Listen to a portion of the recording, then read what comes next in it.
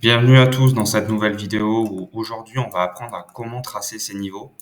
Donc sur un graphique, c'est très facile. On va commencer avec par exemple cette paire, donc le livre sterling contre le dollar américain. Ce que je vais faire, c'est que je vais supprimer tous mes niveaux qui sont déjà tracés et on va reprendre tout à zéro. Premièrement, quand on trace des niveaux sur un graphique, la première chose à faire, c'est qu'on passe en mode line. Ok, la mode line, donc en ligne de graphique, pour avoir un meilleur aperçu en fait sur les niveaux clés. Par exemple, ici, on voit qu'il y a une touche ici et une deuxième touche ici. Donc ce niveau, déjà, c'est un niveau clé qu'on peut déjà commencer à marquer. Ok, comme ceci.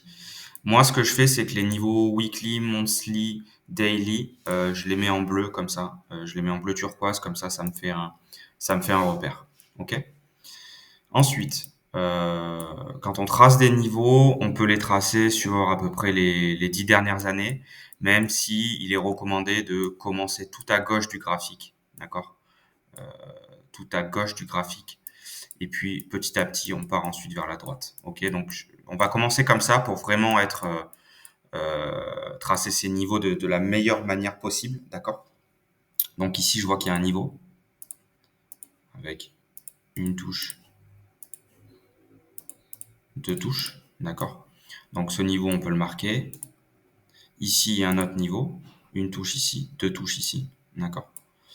Donc on peut marquer. À chaque fois, je vous recommande de bloquer les lignes pour pas qu'elles ne bougent quand vous faites des modifications. Ici, on voit qu'on a un autre niveau, ok? Une touche, deux touches. Ici, on voit qu'on a un niveau supplémentaire,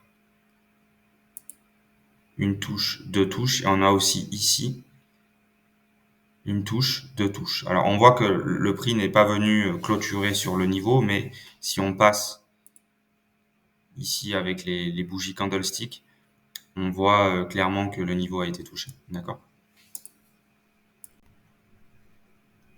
Donc ensuite on continue. Ici on a un autre niveau qui est important. Une touche ici, deux touches ici.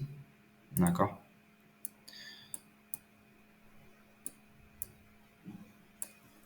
Et on va passer maintenant ici.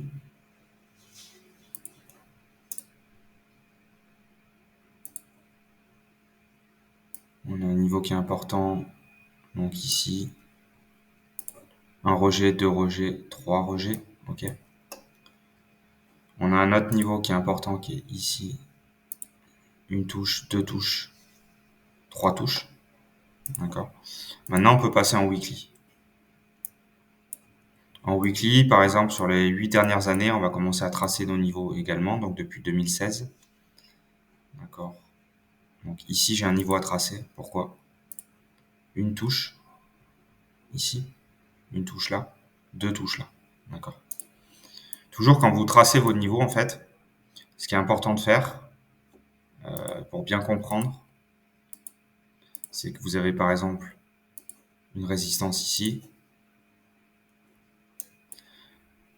En fait, ce qu'il faut comprendre dans les supports et résistances, supply and demand, c'est que un niveau est validé quand ça fait quelque chose comme ça. Donc un rejet, on vient casser au-dessus, deux rejets et on repart à la hausse. Ce niveau il est validé pourquoi?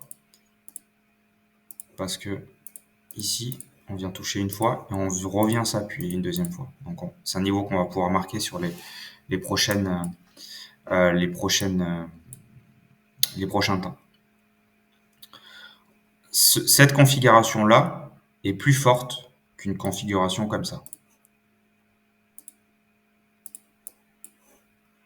Je vais vous montrer.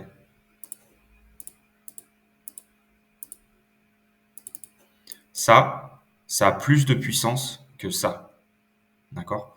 Pourquoi? Parce que là, on peut très bien venir faire ça. Et ensuite partir à la hausse. D'accord? Alors que ça, la plupart du temps, on va revenir s'appuyer, repartir à la baisse et revenir s'appuyer si on casse ce support pour repartir à la baisse ensuite. D'accord? Voilà, donc soyez vraiment attentifs sur ça. Une touche, deux touches. Résistance, maintenant support. D'accord? Bien sûr, on a les niveaux comme ça à marquer, hein, les grosses résistances monthly, weekly, il faut les marquer. Et les niveaux en 2 touches sont très très importantes. 2 touches et plus. Donc on va continuer. Ici, on voit qu'on a un niveau. Une touche, 2 touches. Donc, comme je viens de vous montrer, une touche et 2 touches. D'accord?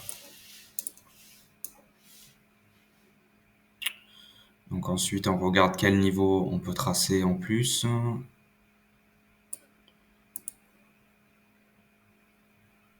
On aurait potentiellement ce niveau ici. Ici, une touche, 2 touches. D'accord? Une touche ici, une touche ici et une touche ici. D'accord? Donc ça, c'est un niveau à tracer. Il faut le marquer. OK. Ensuite, on passe en daily. Moi, en daily, je passe en bougie directement. OK? Je vois un peu ce qui se passe et comme vous pouvez le voir sur les niveaux qu'on vient de tracer là, déjà on a une réaction avec un marteau. OK? Avec une petite réaction derrière. Une bougie haussière, mais pas très puissante, qui vient clôturer en dessous de la ligne en dessous de la moyenne mobile 50. Donc réaction timide sur ce support. Ensuite, on peut passer en 1 heure. D'accord. Et là, on peut commencer aussi à marquer ces niveaux intraday pour ceux qui font du day trading. D'accord. Pour les swing traders, vous restez en daily et vous passez en H4. Donc on a ce niveau aussi qu'on peut noter. Hein. Une touche, 2 touches. D'accord.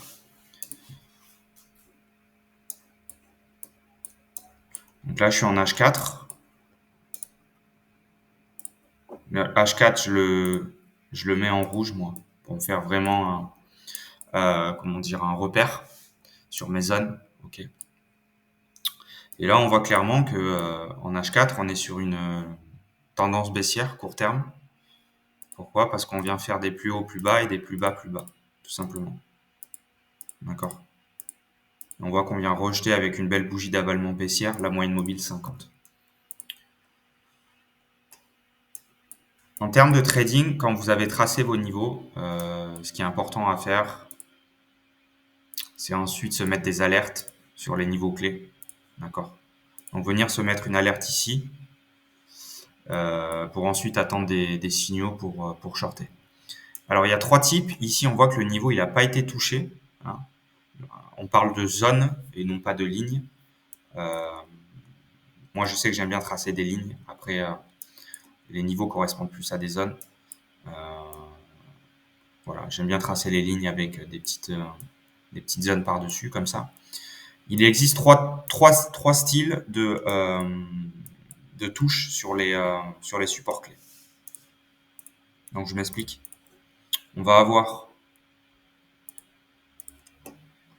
donc un rejet, on appelle ça un rejet par une touche. Ok, donc ça, c'est une touche. Pourquoi? Parce qu'on vient toucher la résistance. En anglais, on appelle ça touch. Ensuite, on va avoir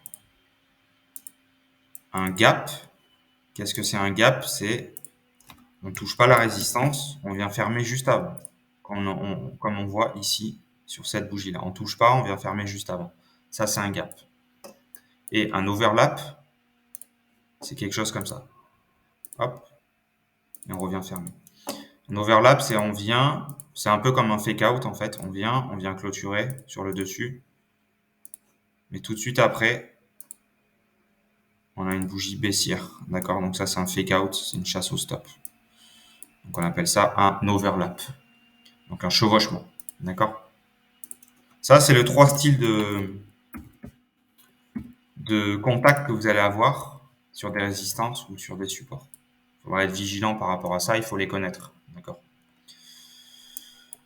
Voilà, donc pour tracer les niveaux, c'est vous commencez en monthly, vous passez en weekly, toujours vous mettez pas les bougies, vous commencez avec la ligne, c'est plus important. Pourquoi? Parce que la ligne représente les clôtures de bougies, elle prend pas en compte les mèches.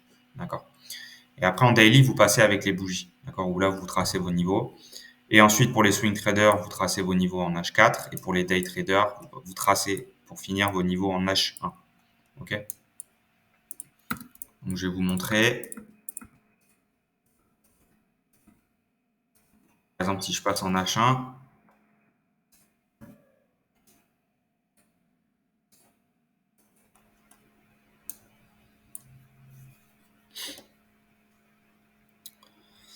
on va avoir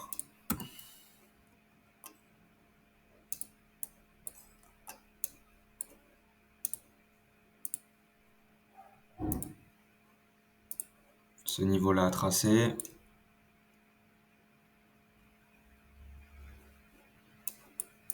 Ici, c'est pas forcément utile de tracer un niveau ici au milieu. Pourquoi? Parce qu'on voit qu'on a hop, on voit ici qu'on a la résistance, là le support pardon daily et la résistance daily. Donc on est entre les deux. Il y a 100 pips de range. Bon, pour vraiment les intraday traders ou les scalpers, vous pouvez tracer ce niveau. Moi, j'aime pas tracer des niveaux trop près euh, des zones clés en daily, d'accord? Parce que je trouve que c'est pas assez. Le prix a tendance quand on est près d'un support comme ça, regardez, à même pas venir retester ce niveau. Il vient directement taper le support, d'accord? Euh, je trace mes niveaux vraiment quand il y a des ranges qui sont plus gros, hein, 200 pips, 180 pips, 200 pips. Là, c'est des choses qu'on peut tracer des niveaux en H1. Mais là, par exemple, la marche à suivre, ça serait par exemple si on part à la hausse, attendre une cassure, attendre un retest avec un TP sur la résistance H1, d'accord? Donc, ça pourrait nous faire quelque chose comme ça. 30 pips de stop avec un TP à 75 pips, donc un risque ratio de 2,61. Ensuite, même chose, soit on rejette avec un signal, soit on casse, on attend une confirmation avec peut-être un double bottom, et on prend un achat jusqu'à la résistance daily, d'accord? C'est vraiment du ping-pong, si vous voulez, entre zone, zone à zone, ok? En anglais, on appelle ça zone to zone, ok? Donc daily, daily, daily H1, daily H1, H1 daily, ok? Et vous n'essayez pas de prévoir le marché à une semaine, 2 semaines, 3 semaines, comme je vois certaines personnes qui font en fait. Le trading, c'est pas prévoir. Le trading, c'est réagir et s'adapter, d'accord? Il ne faut pas avoir de biais en fait. Plus vous avez de biais, moins vous allez être flexible et plus vous allez perdre de l'argent parce que vous allez vouloir tenir à tout prix vos positions, d'accord? Si par exemple cette semaine, je pense que le dollar euh, est haussier, je vais donc vouloir vendre la livre sterling contre le dollar à tout prix, d'accord? Mais si je vois quelque chose comme ça, avec une belle bougie d'avalement haussière sur un support daily, double bottom, avec un beau signal, un marteau ou une étoile du matin, etc., je ne vais pas prendre ce signal alors que c'est un signal que je peux prendre si je ne suis pas biaisé, d'accord? Parce que je vais attendre ma vente, sauf que la vente, elle va peut-être jamais se produire et qu'on va partir sur la résistance daily par la suite, ok? Et qu'on va pouvoir aussi, pourquoi pas, la casser avec un retest double bottom ou étoile du matin, puis on va repartir sur le niveau H1, d'accord? Et moi, c'est des choses que vous allez manquer. Pourquoi? Parce que vous voulez vendre à tout prix, parce que vous êtes biaisé. Ne soyez pas biaisé, attendez des niveaux et réagissez par rapport aux bougies qui se forment sur ces niveaux, d'accord? C'est uniquement de la réaction, le trading. S'adapter et réagir, c'est tout. Voilà, n'ayez pas de biais, ne soyez pas biaisé. Les gens qui ont des biais, c'est des investisseurs à long terme qui tiennent des positions sur plusieurs mois, on appelle ça des positions traders, d'accord, qui vont rentrer sur du weekly et qui vont tenir des positions, mais qui eux vont pouvoir subir comment dire, des variations de baisse de 300, 350 pips. Pourquoi? Parce qu'ils rentrent sur du long terme. Ils visent 2000 pips, 2500 pips avec des stops à 300 pips, 350 pips. Donc c'est pas le même style de trading. Tout dépend le style de trading que vous avez. Si vous faites du day trading, ne soyez pas biaisé, n'ayez pas de biais et adaptez-vous et réagissez par rapport aux réactions sur les niveaux clés. D'accord? Pour les swing traders, c'est un peu la même chose, d'accord, dans l'idée, sauf que ils vont tenir des positions un peu plus longtemps et qui peuvent aussi avoir des positions en break-even parce que ils veulent camper sur leur position Alors que sur le forex, sur le marché du forex, le marché bouge très violemment et il faut savoir s'adapter, rentrer, sortir très rapidement. Voilà. Donc c'est tout pour la vidéo d'aujourd'hui. J'espère qu'elle vous a plu, que vous avez appris des choses et que vous allez pouvoir appliquer cette stratégie dans votre trading. Voilà, on se retrouve la semaine prochaine pour continuer à analyser les actifs, donc le Nasdaq, S&P 500. Je vous montrerai un trade que j'ai pris, un très beau trade sur le Nasdaq, qui est toujours en cours, que j'ai pas fermé. Le S&P 500, on analysera aussi le gold. Voilà, merci beaucoup et bon week-end.